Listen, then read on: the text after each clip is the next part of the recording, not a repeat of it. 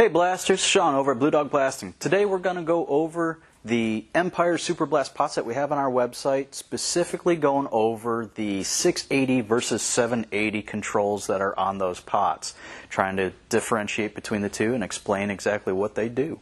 Stay tuned.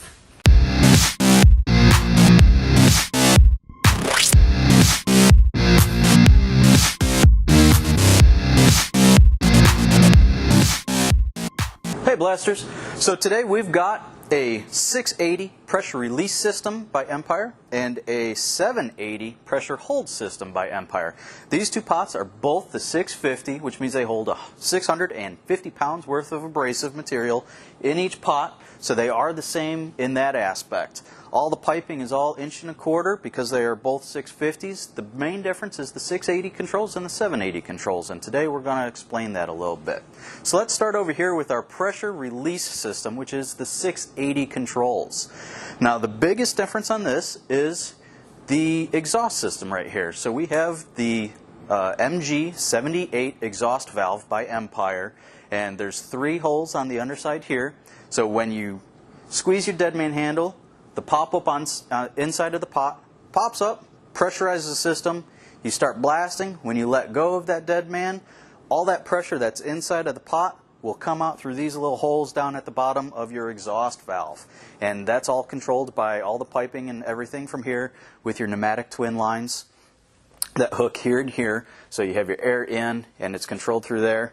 Now the grit valve or metering valve down at the bottom of this thing is the Shurflo manual valve, which means there's no hoses or anything connected to it.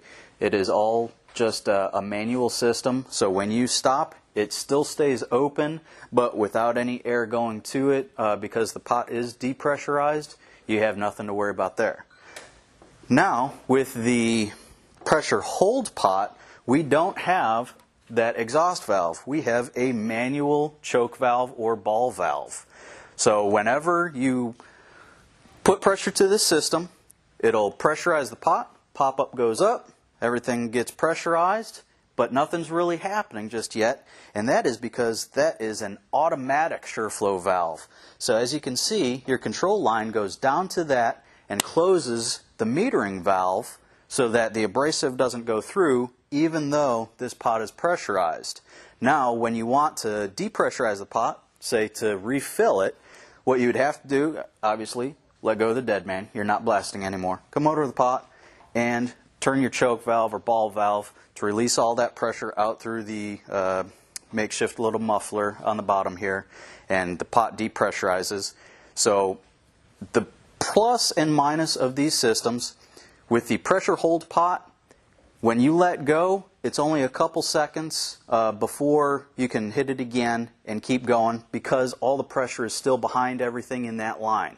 With the pressure release system, when you hit your dead man, it's going to take a couple seconds for the pot to get all the air up, pressurized, and out into the line, whereas this one's ready to go right away.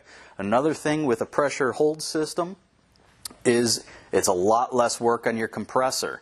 So all that starting and stopping, taking a little bit longer, there's a lot of fluctuation in the RPMs of your air compressor that you can hear, and it takes its toll on it in the long run. So you might pay a little bit more up front, but you save in the long run. And especially if you're doing any spot blasting where you're constantly going on and off, you definitely want a pressure hold system. So in our opinion, it is a little bit better machine.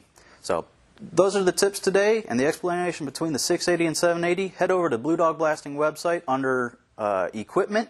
Pick one of these up today. Thanks.